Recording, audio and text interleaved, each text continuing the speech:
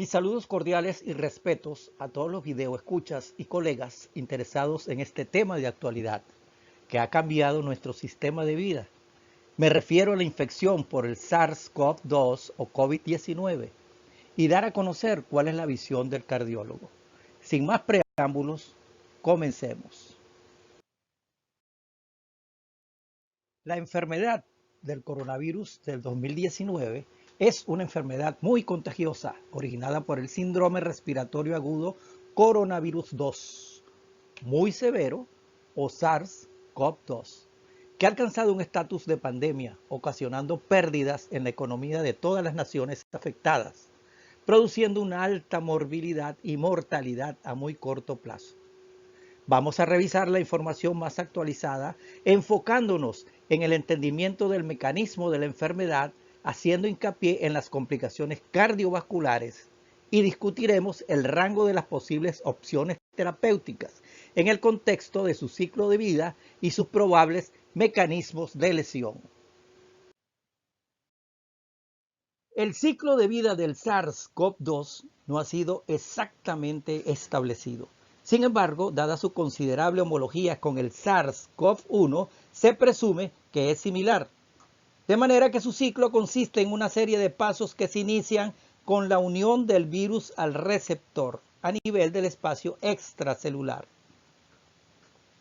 La familia Coronaviridae comprende virus con cubierta de ARN con una organización genómica y mecanismos funcionales similares y están divididos en alfa, beta, gamma y delta. Las formas alfa y beta son las que causan la enfermedad en el humano. El SARS-CoV-2 y el SARS-CoV-1 son beta. El apelativo de CoV es por su característica corona de acúmulos de electrones en su superficie. Esta apariencia se cree que la causa el paquete de proteínas sobre la membrana viral, la cual es responsable de la unión a los receptores sobre la membrana celular. El resto del genoma del CoV se une a las proteínas estructurales y a otras variedades de proteínas accesorias conocidas como proteínas N, S, M y E. Si se encuentran en el núcleo, en los picos o espinas proteicas, en la membrana o en la envoltura respectivamente.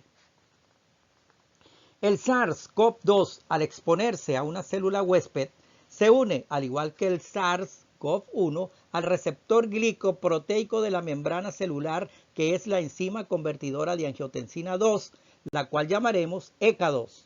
Este proceso es mediado en parte por otra proteasa a nivel de la membrana conocida como proteasa de la serina transmembrana 2 o TMPRSS2. Esta se une a la proteína S como paso indispensable de la fusión en la membrana. Interesantemente, no se han observado unión a otros receptores tales como dipeptidilpeptidasa 4 o aminopeptidasa N. Después de la unión a la ECA2, el virus es internalizado vía endocitosis al compartimiento intracelular.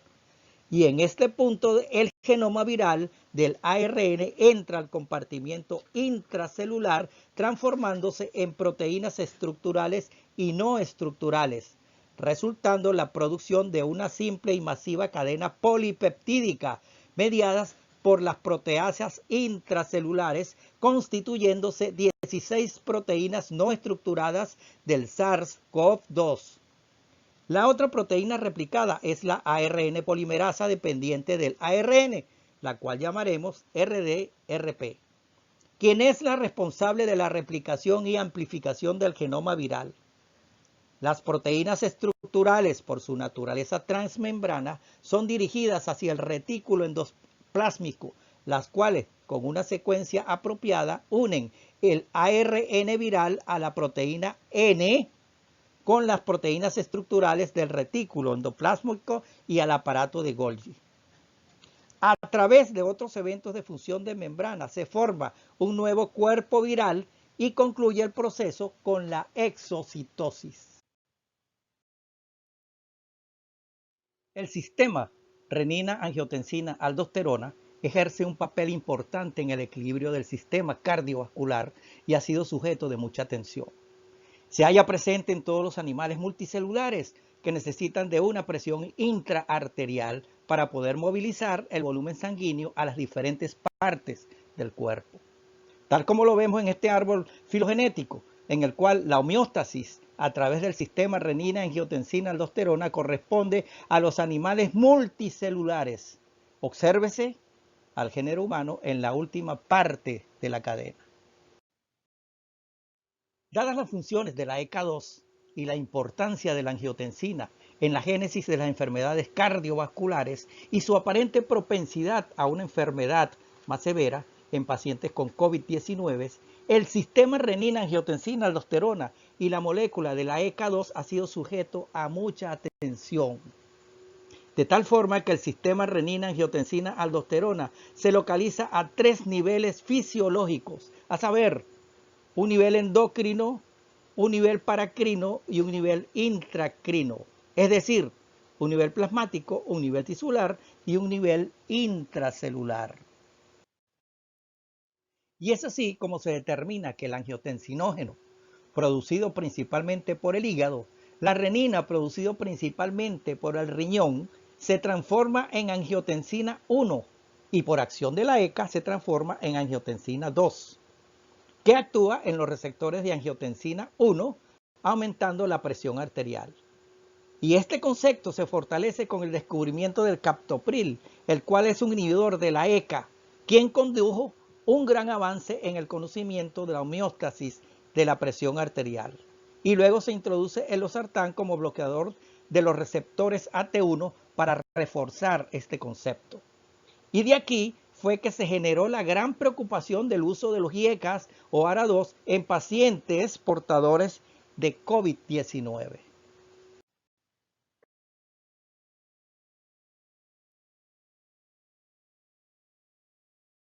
De manera que podemos decir que la acción enzimática de la renina es el paso limitante en la activación del sistema renina-angiotensina-aldosterona.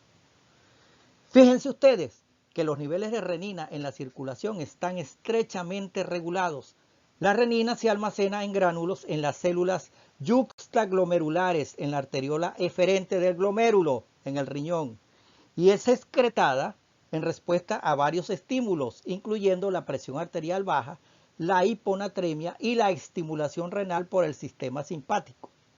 El angiotensinógeno, conocido como substrato de renina, es secretado en forma constitutiva por las células hepáticas y es abundante en la circulación.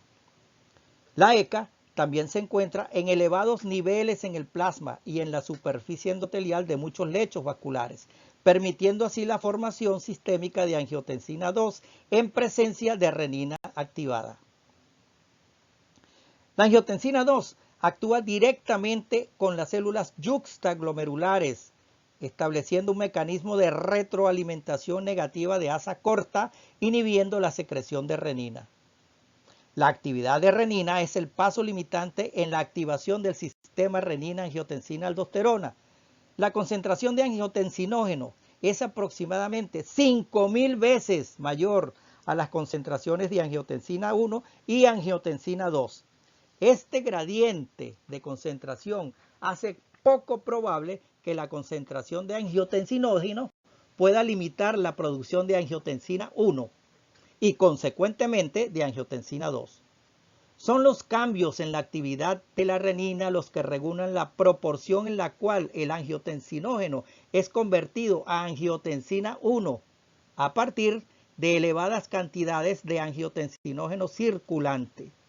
Por lo tanto, los cambios en la actividad de renina rigen en última instancia la producción de angiotensina 2.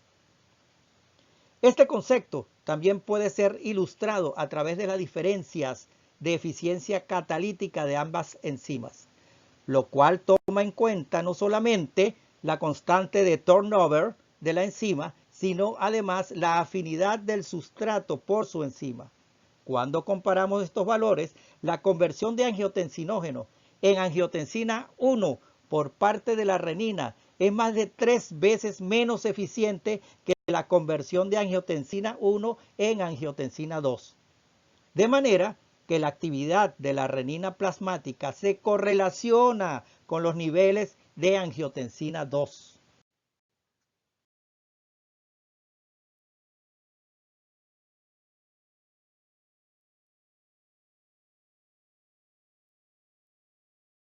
En conclusión, el sistema renina-angiotensina-aldosterona es un sistema muy complejo, ampliamente distribuido, mediado por la influencia de los péptidos de la angiotensina, la enzima de conversión de angiotensina 2 y el complejo renina-prorenina con sus correspondientes receptores. La angiotensina 3 produce vasoconstricción y liberación de aldosterona y es producida de la angiotensina 2 por la aminopeptidasa A o AMPA. Esta ejerce sus acciones de la misma manera que la angiotensina 2 a través de los receptores AT1 y AT2. La angiotensina 4 se produce de la angiotensina 3 a través de la aminopeptidasa M. Es biológicamente activa, cuyo sitio de unión es a nivel de los receptores de aminopeptidasa regulados por la insulina e igualmente se une a los receptores AT4. Sus acciones incluyen vasodilatación renal, hipertrofia y activación del factor de necrosis kappa beta y aumenta la actividad del complejo activador inhibidor plaquetario 1.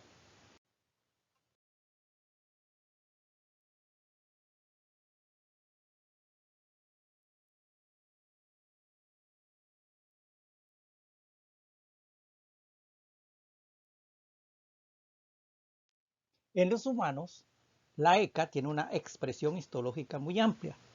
Ha sido encontrada en el epitelio pulmonar, particularmente en los neumocitos tipo 2, en el miocardio, en el endotelio vascular, en el tracto gastrointestinal, en tejido cerebral, en hueso, en riñón, etc.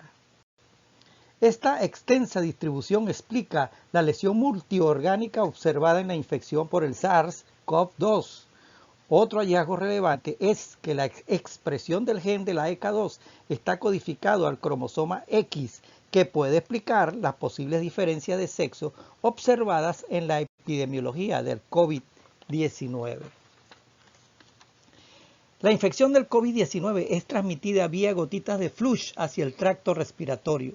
En consecuencia, el contacto inicial es a nivel de las células tipos neumocitos 2 después de unirse a su receptor inicial de superficie, la ECA2.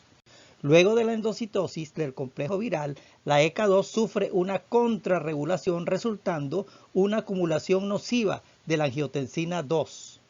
La activación local del sistema renina-angiotensina-aldosterona puede mediar la lesión pulmonar, la remodelación adversa del miocardio, la vasoconstricción y la permeabilidad vascular en respuesta al ataque viral.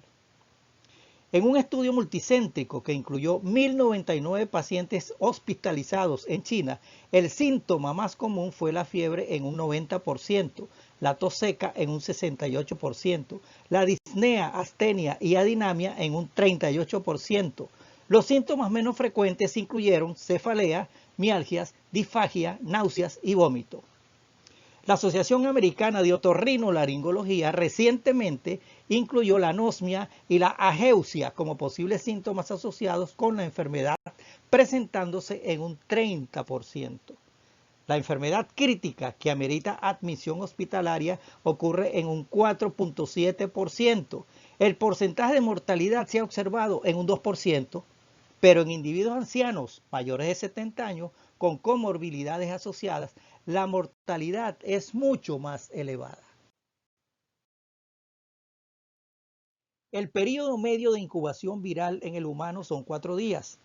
Otro reporte importante es que el 99% de los pacientes infectados desarrollan síntomas a los 14 días. Los hallazgos de laboratorio más comunes encontrados son linfopenia, elevación de la proteína C reactiva, la lactato deshidrogenasa, las transaminasas hepáticas, el dímero D y otros marcadores inflamatorios. La TAC de tórax al momento de la admisión es anormal en un 87%, observándose un moteado pulmonar característico descrito como vidrio esmerilado. El incremento de los marcadores de inflamación, coagulación y marcadores de lesión miocárdica se correlacionan con la severidad de la enfermedad. En pacientes hospitalizados, el tiempo de muerte ocurre en una media de 16 a 19 días y el tiempo medio de recuperación al alta en sobrevivientes es alrededor de 21 días. La complicación más prominente del COVID-19 es la falla respiratoria, con los síntomas previamente descritos en orden de frecuencia. La incidencia de síndrome de estrés respiratorio del adulto, por sus siglas en inglés ARDS, varía en solo 3.2%, como descrito en una gran escala de pacientes estudiados en China. Pero este valor pudiera estar subestimado debido al corto promedio de seguimiento de 12 días en relación a la vasta mayoría de pacientes que permanecieron hospitalizados al final del estudio. El ARDS tiende a ocurrir dentro de 1 a 2 semanas del inicio de la enfermedad. Generalmente se presenta con una sintomatología aparatosa. Por estas razones, las sociedades profesionales recomiendan la intubación temprana para prevenir un evento respiratorio emergente. La edad avanzada, la hipertensión arterial aún moderada, la diabetes, la fiebre muy alta, la linfopenia, el dímero D elevado, los marcadores de inflamación son factores de riesgo para un ARDS, asociándose a una mortalidad muy elevada. En este mismo orden de ideas, la falla respiratoria hipoxémica es la principal causa de muerte, contribuyendo al 60% de las muertes.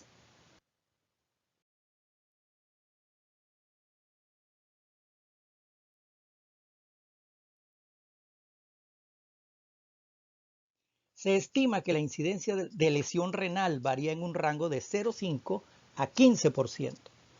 La frecuencia de proteinuria entre los pacientes fue de 44% y la hematuria en un 27%.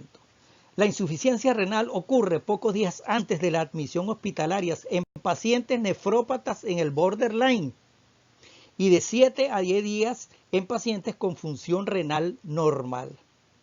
Los mecanismos de lesión renal se cree que incluyen la necrosis tubular aguda y la acción citotóxica directa del virus. En la lesión hepática, la transaminitis es común con una incidencia de 21 a 37% de los pacientes y en pacientes críticamente enfermos alcanza del 48 al 62%. La lesión hepática se define como una elevación del aspartato aminotransferasa más de 3 veces por encima de su valor normal. Afortunadamente, no es muy frecuente observarla y tiene una incidencia de 19%. El miocardio contiene una alta concentración de receptores de la ECA2 y su activación ejerce efectos tóxicos directos en el corazón. Se ha reportado desde China que el efecto del virus SARS-CoV-2 en los admitidos en el hospital poseen niveles altos de troponina por encima del percentil 99, del 12 al 30%, como una posible consecuencia de una respuesta inflamatoria sistémica y una necrosis miocárdica mínima, resultando una tormenta de citoquinas, la cual conduce a una necrosis miocárdica más severa agravada por la hipoxemia en aquellos individuos con enfermedad arterial coronaria subclínica. La ruptura de la placa de ateroma y la trombosis aguda, la embolización distal puede complicar el estado inflamatorio agudo y el estado de hipercoagulabilidad en el contexto de una severa reacción sistémica, que abren la posibilidad de un Takotsubo. La lesión miocárdica directa a través de los receptores miocárdicos de la ECA2 causadas por el virus ocasionan una lesión inflamatoria produciendo una eventual miocarditis, aunque su diagnóstico aún no ha sido confirmado por la ausencia de biopsias endomiocárdicas. Todo este daño miocárdico infligido por el COVID-19 conducen a la aparición de un sustrato arritmogénico, a la aparición de taquicardia ventricular maligna y al shock cardiogénico y por último a la muerte del paciente.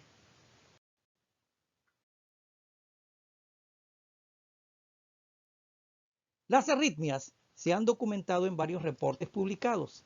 En una serie de 138 pacientes se presentaron en un 16.7%.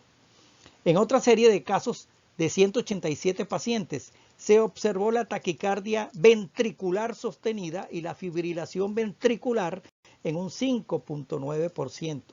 Hallazgos que son consistentes con las arritmias documentadas en la influenza, que se sabe que causa disfunción del nodo AB y arritmias ventriculares.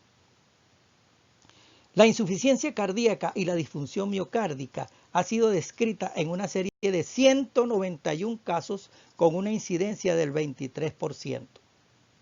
En la ciudad de Washington se reportó el shock cardiogénico en un 33% en una serie pequeña de 21 pacientes ancianos críticamente enfermos. Concomitantemente notaron niveles de troponina elevada, reducción de la función sistólica del ventrículo izquierdo, ST supradesnivelado sin enfermedad coronaria obstructiva. Debemos hacer notar que fuera de esta serie no ha sido reportado en otros estudios el shock cardiogénico. Otro hallazgo prominente en la infección del COVID-19 ha sido la alteración del sistema fibrinolítico y de coagulación. Se ha reportado en estos pacientes un tiempo de protrombina y un tiempo parcial de tromboplastina muy alargados, además del dímero D, en el contexto de un cuadro clínico de coagulación intravascular diseminada. Sin embargo, su incidencia aún no ha sido publicada. Un reporte de un caso preliminar de autopsia en un paciente infectado con COVID-19 describe la presencia de microtrombosis en la vasculatura pulmonar.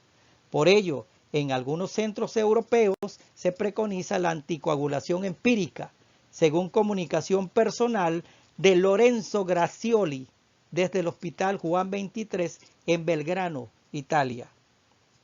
No obstante, debemos acotar que el uso rutinario de la anticoagulación no debe ser recomendada sin la evidencia de una indicación antitrombótica clara.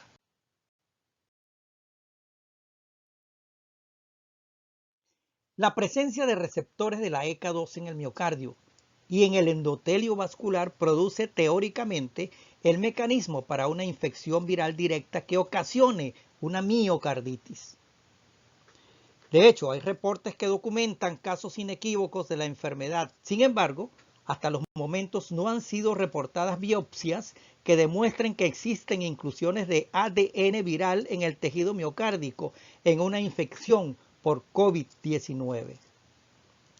En la infección por el SARS-CoV-1 sí se ha observado una miocarditis viral y detección de ARN viral en los corazones autopsiados. Por lo tanto, la similitud del receptor en la célula huésped entre el SARS-CoV-1 y el SARS-CoV-2 sugieren que hay una probabilidad alta de una lesión miocárdica directa por el virus CoV-2.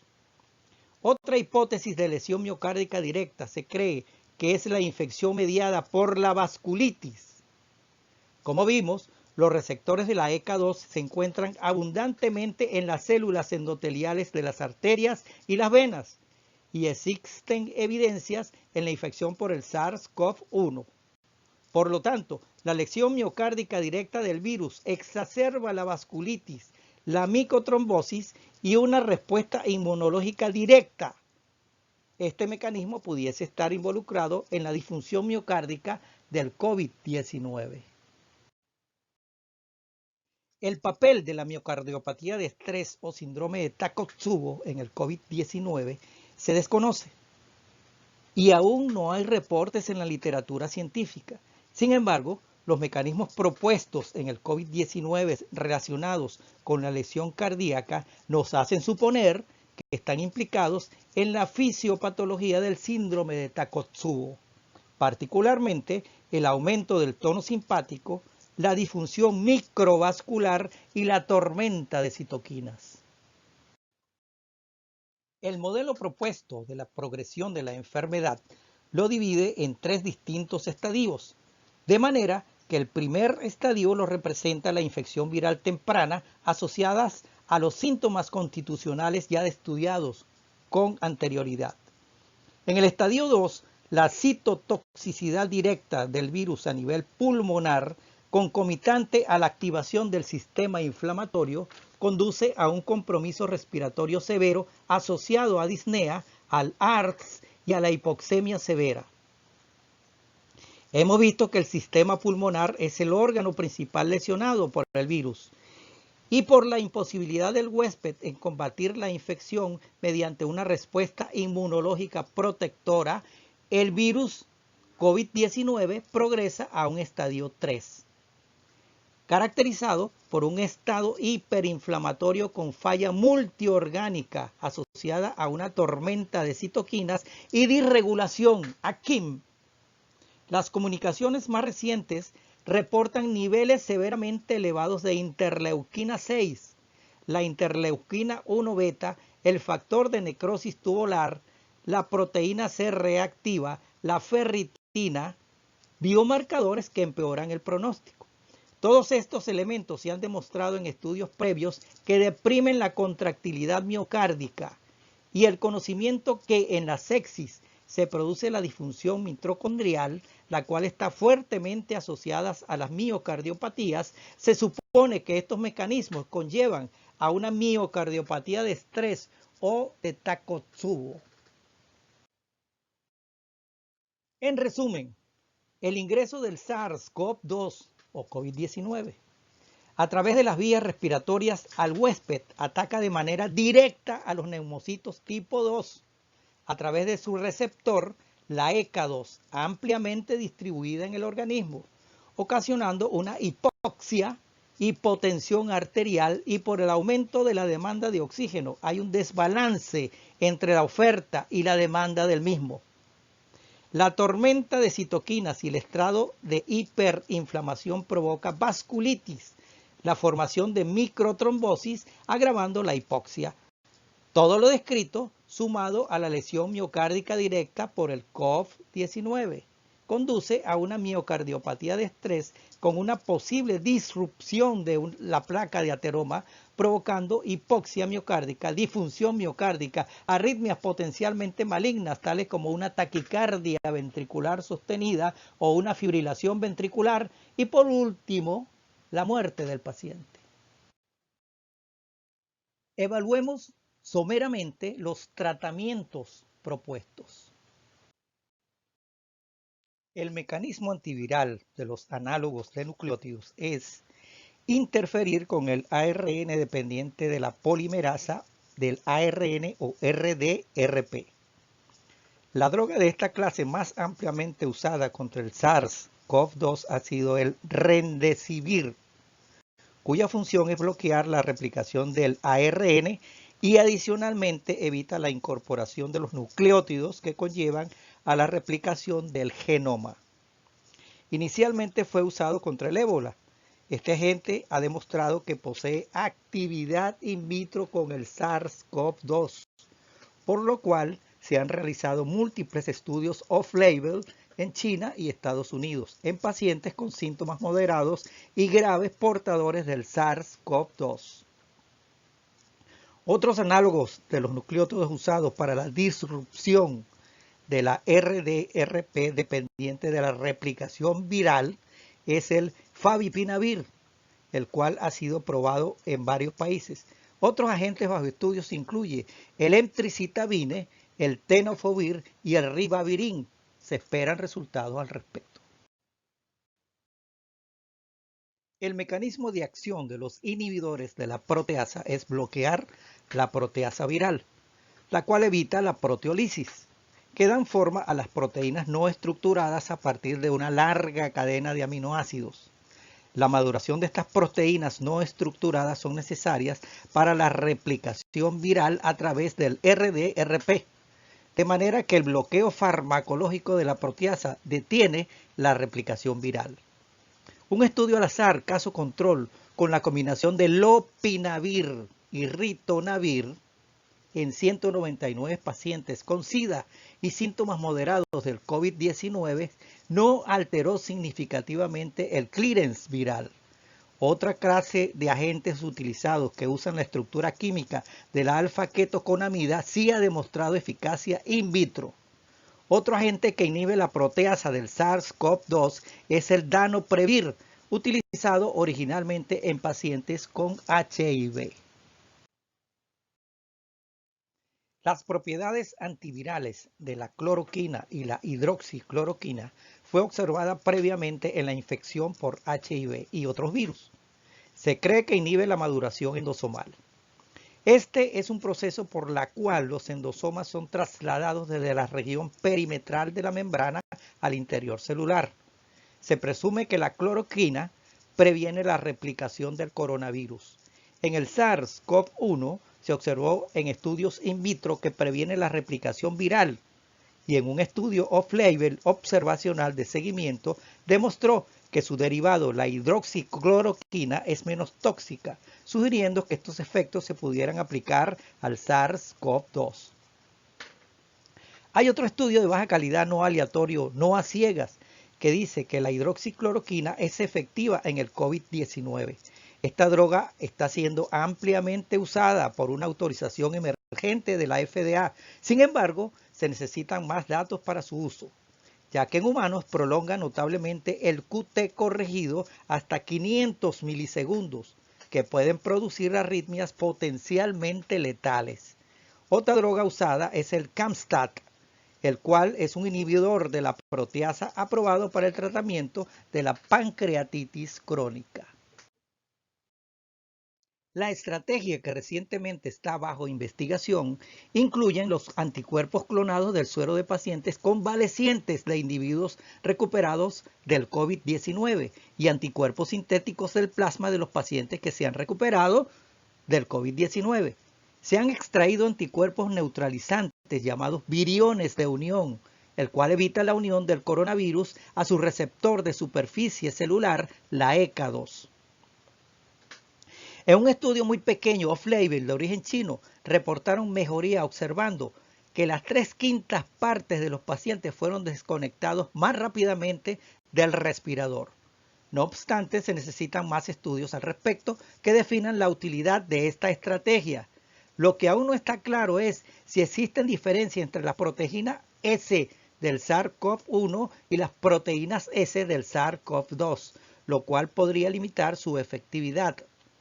Los anticuerpos sintéticos representan una nueva estrategia excitante para ver si la fusión de la inmunoglobulina G incluyen los anticuerpos clonados del suero de pacientes convalecientes de individuos recuperados del COVID-19 y anticuerpos sintéticos a la ECA2 sea efectiva para decodificar el receptor y prevenir la unión celular al virión.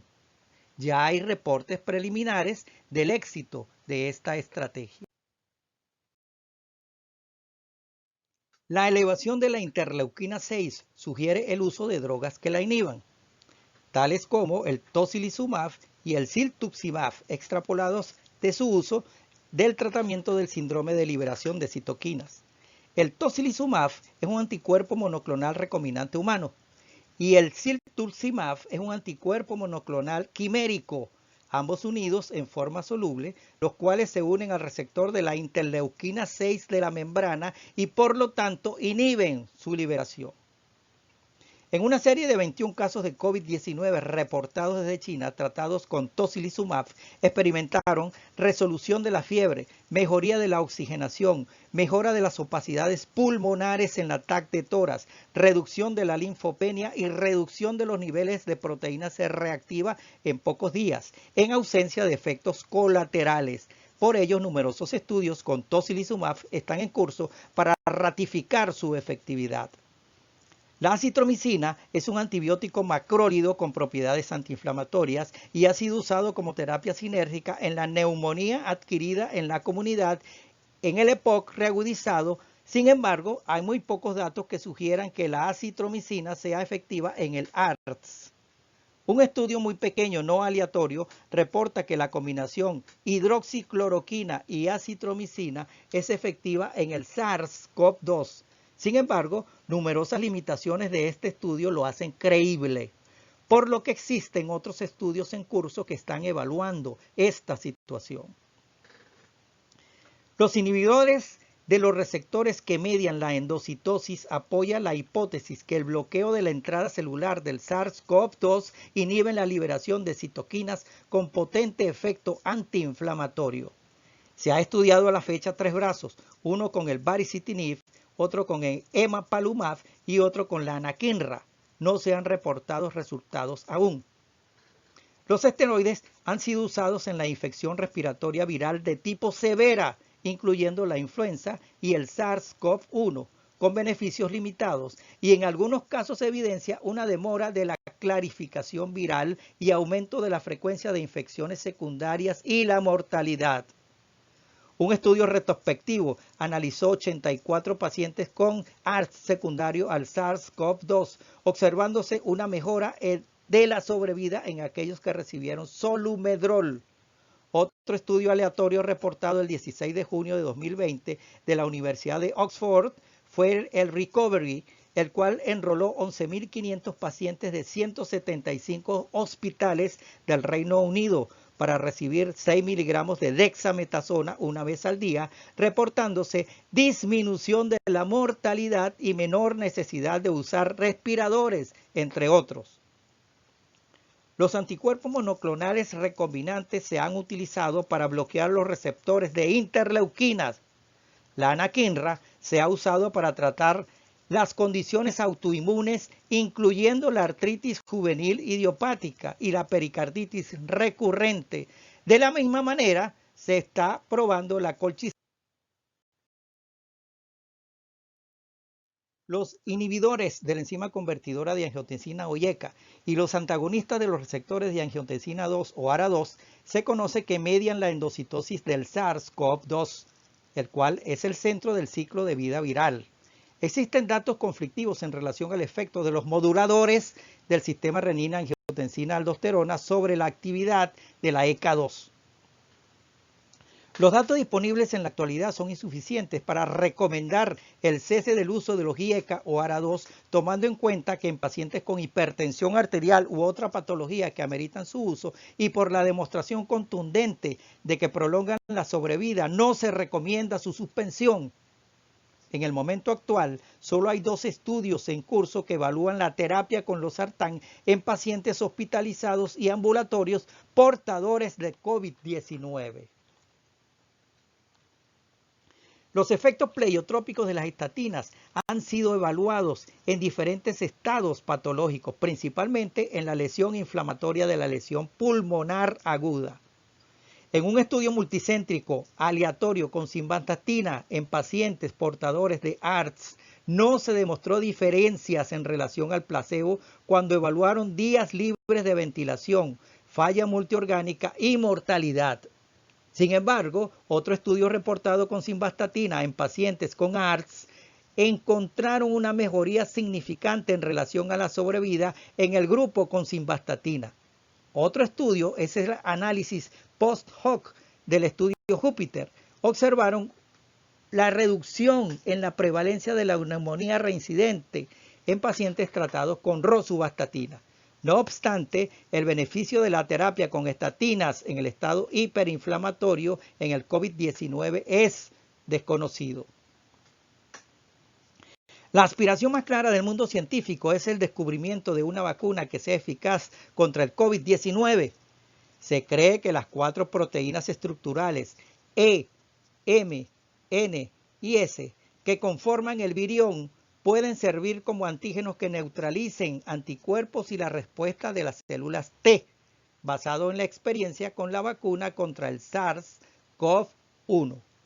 Las estrategias están encaminadas a incluir virus inactivados, vacunas con subunidades virales, vectores virales basados en ADN o ARN y vacunas con virus vivos atenuados.